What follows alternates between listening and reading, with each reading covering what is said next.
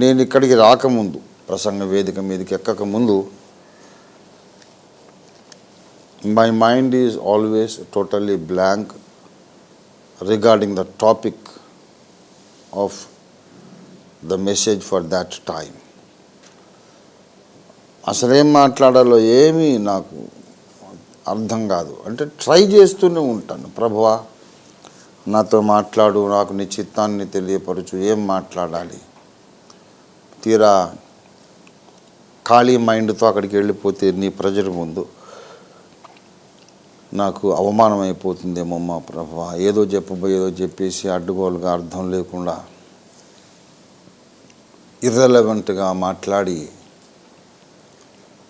నేను అవమానం పాలైపోతానేమో, కనుక నాకు ఏదో ఒకటి బయలుపరచు అని అడుగుతూనే వస్తాయి 42-43 సంవత్సరాల అనుభవం. అంటే నేను ఫుల్ టైం మినిస్ట్రీకి రాకముందు 2 ఏళ్ళు కూడా వేశాను. అప్పుడు కూడా అక్కడక్కడ సువార్త ప్రకటిస్తూ వచ్చారనే సంగతి మీకు చెప్పాను కదా మొన్న. ఇన్ని సంవత్సరాలు బట్టి ఒకటే అనుభవం, దేవా ప్రజల ముందుకు వెళుతున్నా, ఏం చెప్పాలో నాకు ఇప్పుడు చెప్పు. ఆయన చెప్పడు. పద నేను చెప్తా. నేను రావద్దా నీతో అక్కడికి, మైక్ ముందుకు, కెమెరా ముందుకు, స్టూడియోలోకి నేను రావద్దా నీతో? నువ్వు రావాలి ప్రభు, నువ్వు రాకపోతే ఎలాగా? ఒకరిని అక్కడ చేసేదే ఉంది. అది కదా మరి ఫ్యాక్ట్. నేను రావాలి కదా, నేను వస్తేనే కదా నువ్వేమని చేయగలవు. మరి అక్కడ చెప్తాను కదా. ఇప్పుడు ఎందుకు గంట ముందే అడుగుతున్నావు? అరగంట ముందు అనుక్షణం నీతో ఉండేవాడిని, ప్రతి స్థలానికి నీతో వచ్చేవాడిని, అనుక్షణం నీతోనే ఉంటాను, స్టేజ్ మీద కూడా నీ పక్కన ఉంటాను, అక్కడ చెప్తా కదా అని ఆయన మొండికేస్తాడు, చెప్పడు. ఇవాళ కూడా అదే. సరే ఆయన ఏదన్నా చెబుతాడు అనే ఉద్దేశంతోనే 2వ పాట పాడా. యాక్చువల్గా ఆలస్యంగా వచ్చినందుకు ఒక పాటే పాడాలనుకున్నా. ఆయన ఏం చెప్పలేదు కాబట్టి ఇంకా కొంచెం టైము వెయిట్ చేస్తా ప్రభు, ఏదన్నా చెప్పు అన్నప్పుడు నాకు 133వ కీర్తన దేవుడి దృష్టిలోకి తెచ్చాడు. అందుకు ఇది చదివా. ప్రభునందు నాకు అత్యంత ప్రియులారా, దేవునితో నడవడం విశ్వాసులకు నేర్పాలనుకుంటున్న బోధకుడు ముందు తాను దేవునితో నడిచేవాడై ఉండాలి. దేవునితో అనుక్షణం సంపర్కము, సంభాషణ, దేవునితో సహవాసం అనేది తన సొంత జీవితంలో అనుభవంలో లేనటువంటి బోధకుడు తన ముందున్న ప్రేక్షకులను, వాక్యాన్ని వింటున్నటువంటి శ్రోతలను, ప్రేక్షకులను, శిష్యులను దేవునితో ఎలా నడిపిస్తాడు? నాకు హార్మోనియం వాయించడం రాదనుకోండి, మీకు ఎలా నేర్పించాలి? అది సాధ్యమేనా? సాధ్యం కాదు కదా. ఏదైనా విద్య నాకు వస్తే నేను ఇంకొకరికి నేర్పించగలను. నేను దేవునితో నడవడం నాకు తెలిస్తే నేను మీకు నేర్పించగలను. కాబట్టి నా సోదర బోధకులందరికీ నా విజ్ఞప్తి, నా మీద మీరు కోప్పడకండి. ఓఫీర్ గారు మాటికి బోధకుల మీద పడతాడేంటి అని 1982-83 అప్పుడే నా మీద విరుచుకుపడ్డారు. బోధకుల జోలికి ఎందుకు వెళుతున్నామంటే దేవుడు బోధకుల జోలికి వెళ్ళాడు గనక. బైబిల్ గ్రంథంలో ఓ అంధులైన మార్గదర్శకులారా అని ఎవరినన్నాడు ఆయన? బోధకులనా మామూలు విశ్వాసులనా? బోధకులనే. బోధకుల జోలికి వెళ్ళడం ఎందుకంటే క్రీస్తు సంఘము యొక్క ఆధ్యాత్మిక పురోగమనం, వారి భవితవ్యము, వారు సంపూర్ణ సిద్ధిలోనికి ఎంత వేగంగా వెళ్ళగలుగుతారనే విషయం, ఇదంతా ఆ బోధకుడి మీద ఆధారపడింది. Much depends upon the performance of the preacher in the pulpit. నేను ఒక విషయం చెప్తున్నా వినండి. దేవుడు సంఘంలో ఏ పని చేయాలనుకుంటాడో అది ప్రసంగ పీఠిక మీద నుండే చేస్తాడు. సాతాను కూడా ప్రసంగ పీఠిక మీద నుండే పని చేస్తాడు. God works in his church through the pulpit, from the place where the preacher stands every Sunday to share the word of God. God works in his church through the pulpit, and even the devil works through the church, only through the pulpit. The devil works in the church. Devil works among God's people only through the pulpit. దేవుడైనా సైతానైనా పులిపిట్ మీద నుండే చేయాలి పని. ఇంకా ఒక్కొక్కళ్ళ ఇంట్లోకి ప్రత్యేకంగా వెళ్ళి చేయరు. కలిగినది ఏదియో వాక్యం లేకుండా కలగలేదు, సమస్తం వాక్య మూలంగా కలిగను. అలాగే దుష్టుని వర్షం చెప్తాను నేను. దానికి దుష్టుడు చేసిన కార్యం ఏదియో వాక్య వక్రీకరణ లేకుండా కలగలేదు. వాక్య వక్రీకరణ ద్వారానే దుష్టుడు సమస్తమును కలిగించాడు. అది ఆ నీచ్ కమీనే గాడి చరిత్ర. దేవుడేమో వాక్యం లేకుండా ఏమి చేయడు, సాతానేమో వాక్య వక్రీకరణ లేకుండా ఏం చేయడు. కనుక వాక్యం చెప్పాలన్నా, వాక్యాన్ని వక్రీకరించాలన్నా ప్రసంగ పీఠికే కదా మరి వేదిక. వాక్యం బోధించడానికైనా, వాక్యం వక్రీకరించడానికైనా క్రైస్తవ సంఘ ప్రసంగ పీఠికే వేదిక. There is no another possible platform.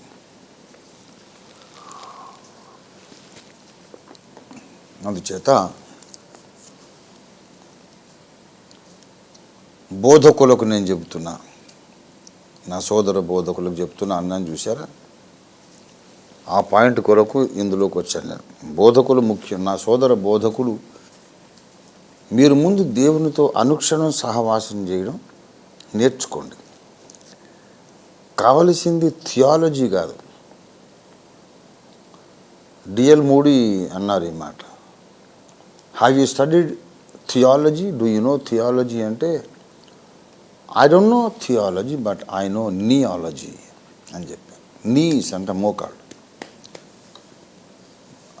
మనకు తెలుగు వాళ్ళకి అర్థం కావాలి, జ్ఞాపకం ఉండాలంటే క్ని అనాలి, KNEE, క్నియాలజీ అనుకోండి. అయితే అలా అనకండి, గుర్తుపెట్టుకోవడం కొరకన్నా. నియాలజీ అంటే మోకాళ్ళ శాస్త్రం, మోకాళ్ళ ప్రార్థనా శాస్త్రం, అది నేర్చుకున్నాడు ఆయన. So many wonderful preachers who achieved much in the ministry, they were not theologians or theological graduates. That includes me also. PM Samuel గారు కూడా ఆ థియాలజీ ఏముంది, మామూలు స్కూలింగే తక్కువ ఆయనకి. 7వ తరగతి చదివారు.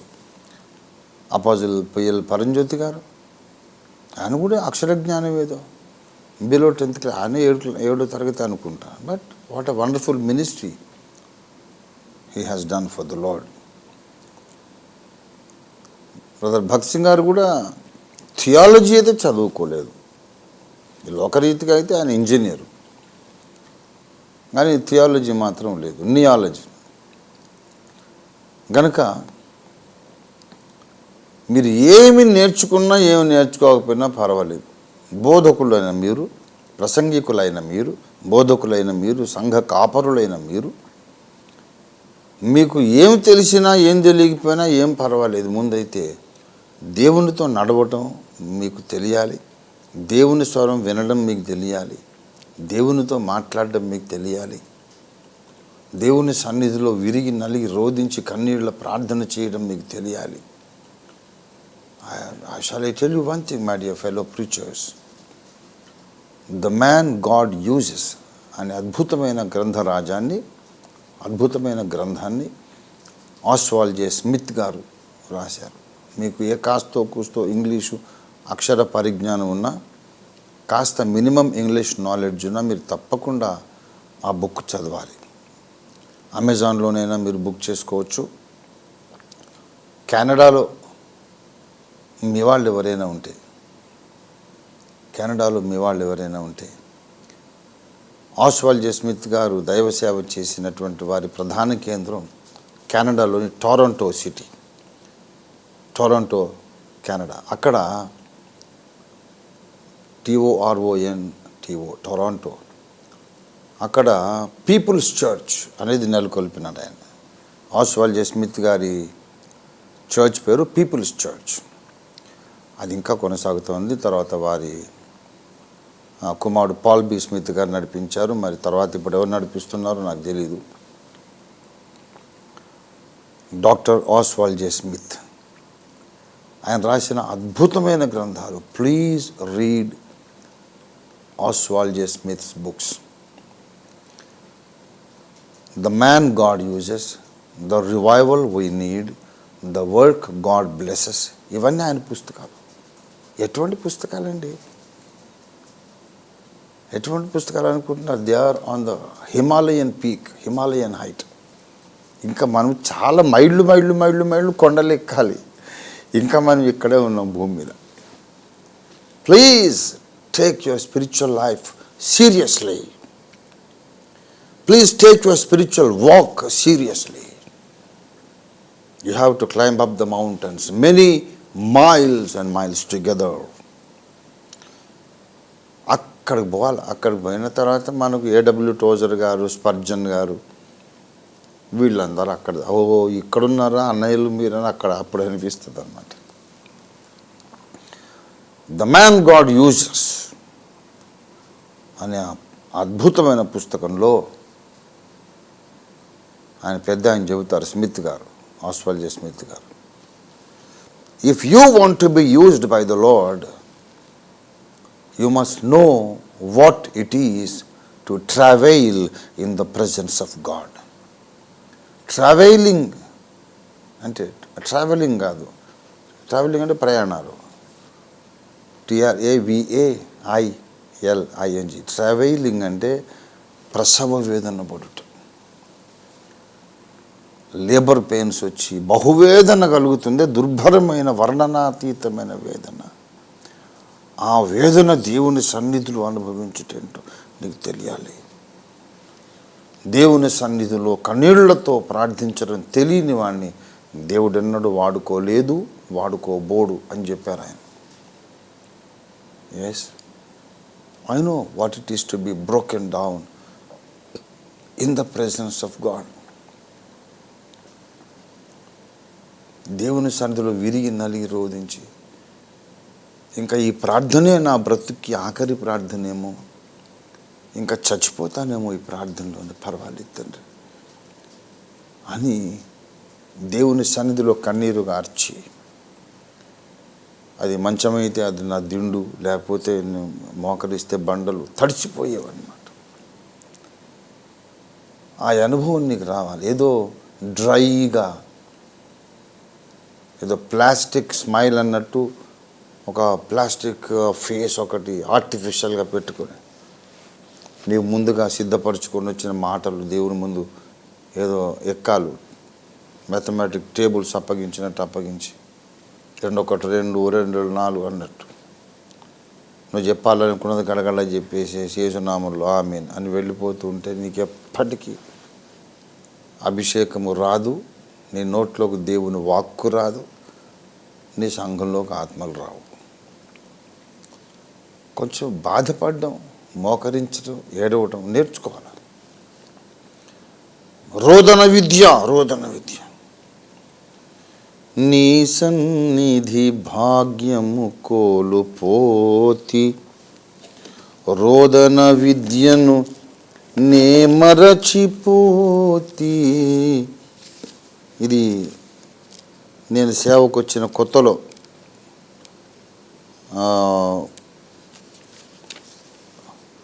నా వివాహ జీవితంలో నాకు ఒక విచిత్రమైనటువంటి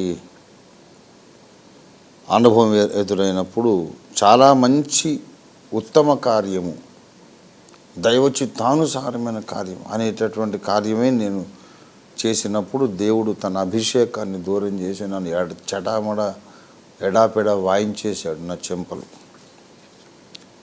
15 దినాలు దేవుని సన్నిధి నాకు దొరకలేదు.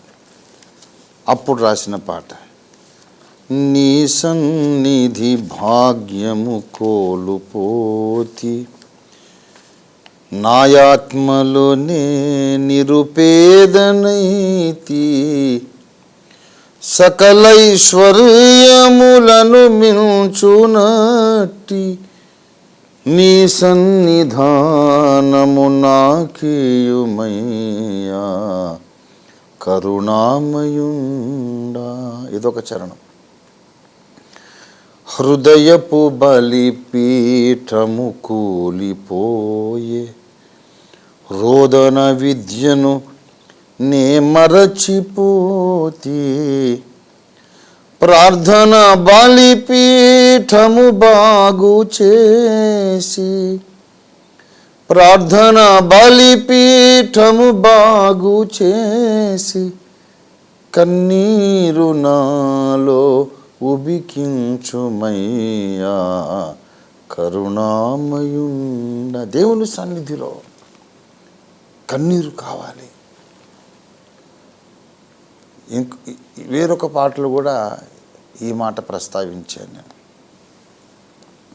రోదించను కన్నీరే మిగులని కడు బీదనైతిని. ఎందుకు బీదనంటే బ్యాంక్ బ్యాలెన్స్ లేదని, మంచి బట్టలు లేవని, మంచి భోజనం లేదని, ఆస్తిపాస్తులు లేవని కాదు. నేను ఎందుకు పేదనైపోయానంటే ఏడుద్దామంటే కన్నీరు రావడం లేదు, అంత దరిద్రునైపోయాను. కన్నీటి ప్రార్థనే గొప్ప ఐశ్వర్యం.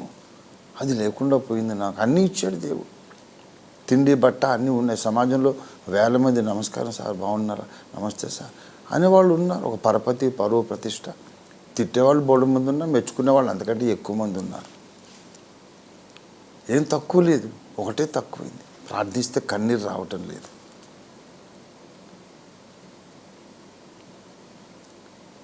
రోధించడానికి కన్నీరే మిగలలేదు. నావిక ఆదుకోవయ్యా అనే పాట అది. కనుక నా సోదర బోధకులకు నేను చేసే విజ్ఞప్తి ఏంటంటే, దేవునితో మీరు నడవండి. తర్వాత మీ బోధ వినేవారు ఆటోమేటిక్గా వాళ్ళు కూడా దేవునితో నడుస్తారు.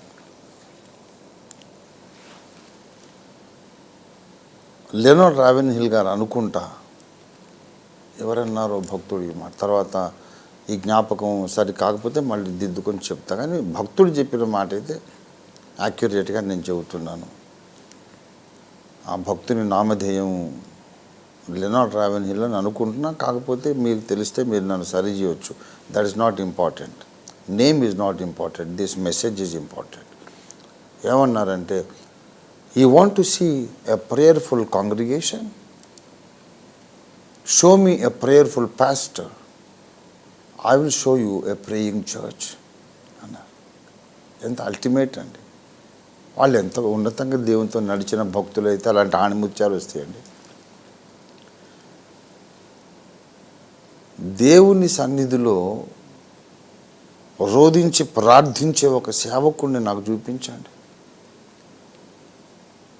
వాడి దగ్గరే ఉంటుంది ఒక ప్రార్థన చేసే సంఘం అని అంటాడు. Without the preacher being a man of prayer, he can never build up a church that is a church of prayer, praying church. అందుకొరకు మన దేవునితో నడవాలి, ఎక్కువ ప్రార్థన చేయాలి. ఒకసారి ఒక తమ్ముడు అడిగాడు, అన్నయ్య మీరు ప్రార్థన ఎప్పుడు చేస్తారని అడిగాడు. అంటే ఎప్పుడు చేస్తానని చెప్పి. అదేంటి ఎప్పుడు చేయడం ఏంటి, మీకు ఒక స్పెషల్ టైమ్ ఆఫ్ ప్రేయర్ లేదా అంటే ఉంటుంది, లేకుండా అలా ఉంటుంది.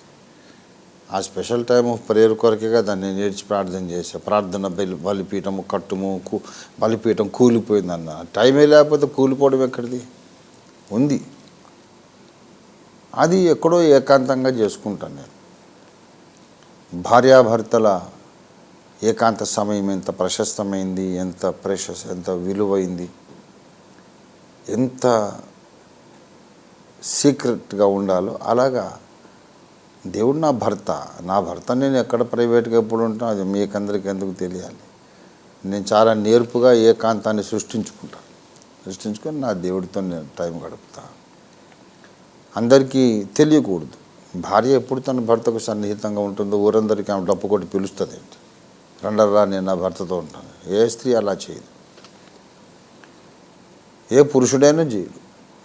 భార్యాభర్తల సంబంధం, అనుబంధం, కలిసి చేసే సహజీవనం, ఆ మధుర క్షణాలు వాళ్ళకి ఇద్దరికే సొంతం. ఊళ్ళో వాళ్ళకి డప్పు కొట్టి పిలిచి చెప్పేది ఏముండదు. దేవునితో అటువంటి ఏకాంత ప్రార్థన నీకు ఉండాలి. అది కాదు మాకు కనపడాలి కదా, మాకు మాదిరి కనపడాలంటే కనపడాలి. నేను చెప్పాను, బాబు నీ కొరకు నేను మళ్ళీ కొత్తగా ఎక్కడ మోకరించేది, అసలు నేను అప్పుడు మొదలుపెట్టిన ప్రార్థన మాననే లేదే. I never stopped praying as Jesus taught us. ఎడతెగక ప్రార్థన చేయండి, విసుగక నిత్యము ప్రార్థన చేయండి. మోకరించినప్పుడు ప్రార్థన చేయాలి, లేచినాక కూడా అది ఆపకూడదు. Pray while you are on your knees, but never stop praying after you stand up. Get up from the prayer room. మోకాళ్ళ మీద ప్రార్థన చెయ్యి, కానీ నిలబడ్డప్పుడు ఆ ప్రార్థన ఆపొద్దు, ఇంకా కొనసాగించాలి. That is called the prayerful life. ప్రార్థనా జీవితం అంటే అప్పుడప్పుడు గంట మోకరించడం కాదు. మోకాళ్ళ మీద నుంచి లేచిన తర్వాత కూడా ఆ ప్రార్థనని ఆత్మలో కొనసాగుతూనే ఉండాలి. అలాగ దేవునితో సహవాసం చేయాలి. నేను దేవునితో సహవాసం చేయటంలో చాలా ఇంకా ఎల్కేజీలోనూ యూకేజీలో ఉన్నానని అనుకుంటున్నాను. అది నా గురించి నా అసెస్మెంట్. ఇంకా వీళ్ళందరూ చాలా ఎత్తులో ఉన్నారు. లెనార్డ్ రావెన్ హిల్ గారు కానీ, పౌలన్న కానీ, అబ్రహాం కానీ, బైబిల్లోని అబ్రహాం కానీ, వీళ్ళు చాలా అన్నలు, చాలా పెద్ద ఎత్తున వాళ్ళు ఉన్నారు. నాతో పాటు ఈ తరంలో బ్రతుకుతున్న సోదర బోధకులు దేవునితో నడవడం నేర్చుకున్నారు. అలాగా నడుస్తూ ఉంటే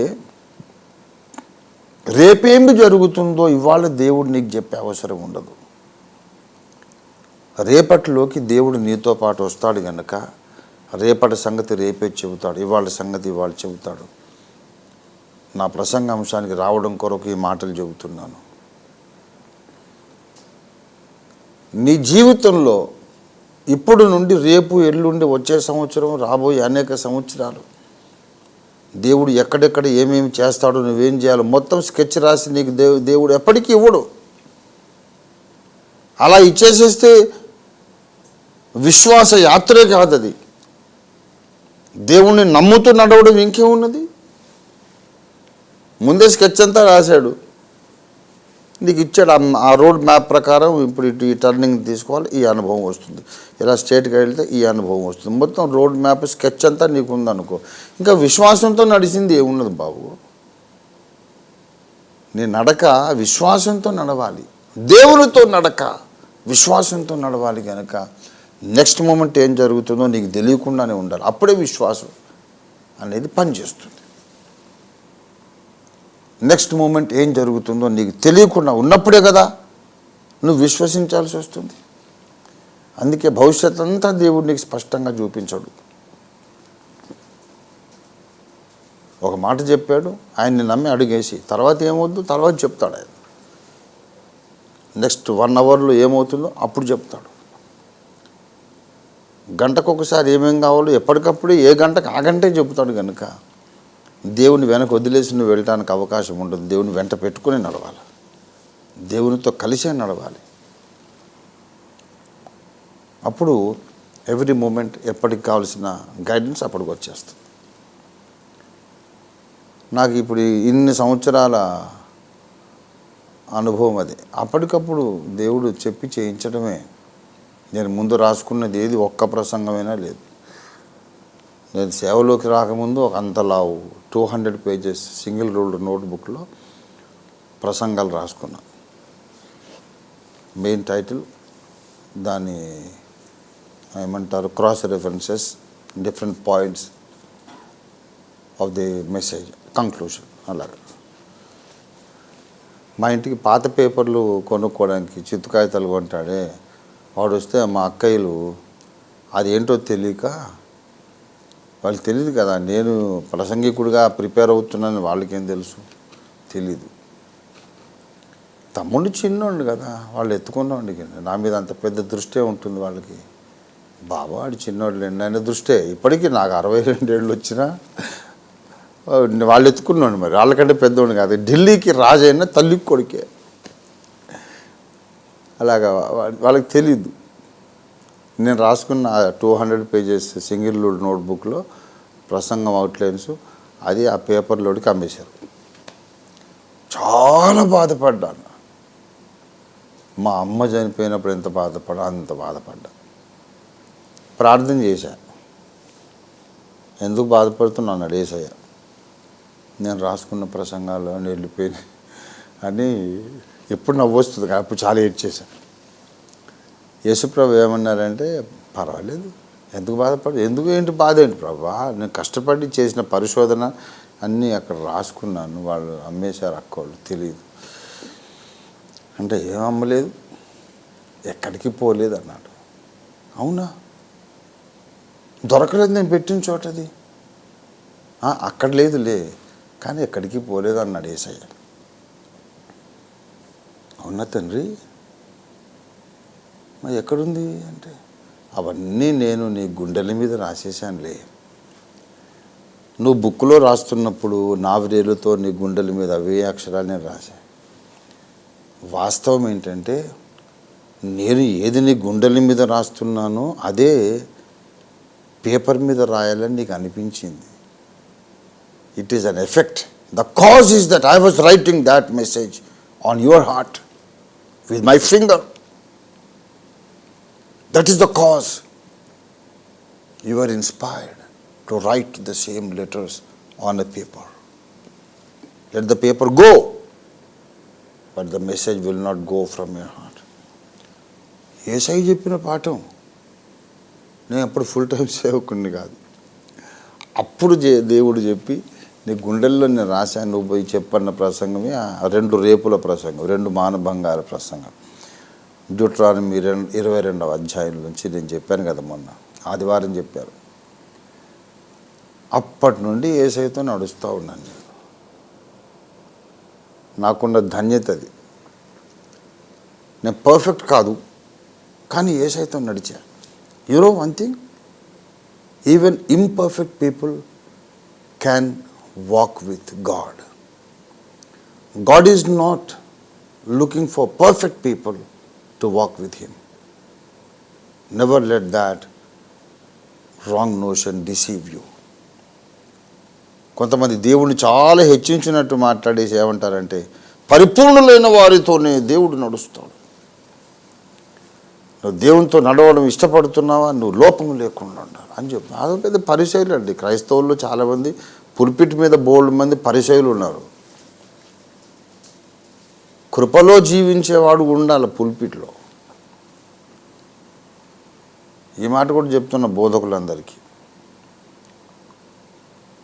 యోహాను, యాకోబు, యోహాను అన్నదమ్ములు, జెబెదయి కుమారులు అండి యాకోబు, యోహాను. వాళ్ళిద్దరు సొంత అన్నదమ్ములు. వాళ్ళు చాలా జెలట్స్ అన్నమాట. On fire for God. They are very strict people, uncompromising people about righteousness and obedience. కొంచెం తేడా వస్తే చంపేసేంత కోపం వస్తుంది. ఎందుకంటే వాళ్ళు తప్పు చేయరు, ఇంకోటి తప్పు చేస్తే క్షమించరు. ఒకసారి ఒక గ్రామం దగ్గరికి వస్తే వాళ్ళ ప్రభువుని చేర్చుకోలే. తండ్రి, ఏలియా చేసినట్టుగా ఆకాశం నుండి అగ్ని దిగి వచ్చి వీరిని దహించినట్టు మేము ఆజ్ఞాపించడం మీకు ఇష్టమా? అది ఆయన చేసుకోలేడు, వీళ్ళు చేస్తారంట. వాళ్ళని కాల్చేసేయాలని కూడా యేసయ్య అనిస్తాడు ఒక మాట. అంజూరపు చెట్టును శపించినట్టు ఈ గ్రామం దహించబడును కాక ఆయన చెప్పలేడు. వీళ్ళు వచ్చి ఆయనతో చెప్తున్నారు, నేను చేర్చుకోలేదు వీళ్ళని, నేను దహించేస్తాను ఏలియాలాగా. అందుకే పరలోక రాజ్యం తాళపు చెవులు వాళ్ళకి ఇవ్వాల, పేతుడికి ఇచ్చాడు. ఓసారి బొంకినవాడు, యేసు అంటే ఎవరు ఎరగని అన్నాడు, నీళ్ళ మీద నడవబోయి మళ్ళీ మునిగిపోయినోడు ఆయనకి ఇచ్చాడు. వీడే కరెక్ట్ నాకని. ఎందుకు తెలుసా? ఎన్నడూ మునగనోడు, ఎన్నడూ బొంకనివాడు వాడికి కనుక తాళపు చెవిస్తే ఎవరెవరు అవిధేయులు వాళ్ళందరినీ కాల్ చేస్తూ పోతుంటారు. సంఘం మిగలదు, మొత్తం బూడిద మిగులుతుంది. People who are over righteous cannot be good pastors. You take down the statement. People who are over righteous, అతినీతి మంతులు మంచి సంఘ కాపర్లు కాలేరు. They can be good Pharisees but not good pastors. కొంతమంది ఇక చాలా మాకంటే నీతిమంతుడు, కెరూబులు కూడా వేస్ట్ అండి మా ముందు. మేము కదా అసలు నీతికి మేము ప్రతీకలం, నీతికి నిర్వచనం నేనే కదా, పర్ఫెక్ట్ నేను అనుకున్నంత భక్తి గర్వం ఉన్నోళ్ళు సంఘ కాపరులుగా ప్రసంగ పీఠికల మీద ఉంటారు. అట్లాంటి సంఘాన్ని నేను చచ్చినా పోను. ఎందుకంటే అంత స్ట్రిక్ట్ మేధావి కాబట్టి నేనేదన్నా చిన్న తప్పు చేస్తే కనికరము లేని తీర్పు తీరుస్తాడు, నన్ను నాశనానికి పంపుతాడు. ఏలియా చేసినట్టు అగ్ని దిగి వచ్చి వీడిని దహించును కాక అంటాడు. అదే పేతురైతే అలాగన్నాడు, నువ్వు బొంకేవ తమ్ముడు, ఒకప్పుడు నేను ఇలాగే బలహీనపడ్డాను, పర్లేదులే మళ్ళా యేసయ్య నిన్ను క్షమించి మళ్ళీ వాడుకుంటాడు, పశ్చాత్తాపపడు అని ఎంకరేజ్ చేస్తాడు. బలహీనులను ప్రోత్సహించడానికి పరిపూర్ణులు కాదు, పడి లేచిన వాళ్ళే పనికొస్తారు. ఇది కూడా ఒక వాల్యుబుల్ కోట్ మీకు. బలహీనులను ప్రోత్సహించడానికి పరిపూర్ణులు పనికిరారు, పడి లేచిన వాళ్ళే పనికొస్తారు. ఇదొక deep secret involved in God's gracious ways and God's gracious plans. సరే, దేవుని సన్నిధిలో మనం నడవాలంటే నువ్వు పర్ఫెక్ట్ కానక్కర్లేదు. ఈక్వల్లీ ఇంపార్టెంట్ స్టేట్మెంట్ నేను చేస్తున్నా వినండి. You need not be perfect in order to walk with God. Even imperfect people can walk with God. But if you are not a perfectionist, it is highly impossible to walk with God. పరిపూర్ణులు దేవునితో నడుస్తారని Bible చెప్పటం లేదు, పరిపూర్ణతావాదులే నడుస్తారు, ఇది Bible చెప్తుంది. Already పరిపూర్ణులు అయిపోయిన వాళ్ళు నడుస్తారని కాదు, పరిపూర్ణుని కావాలని ఆశ కలిగిన వాళ్ళు దేవునితో నడవగలుగుతారు.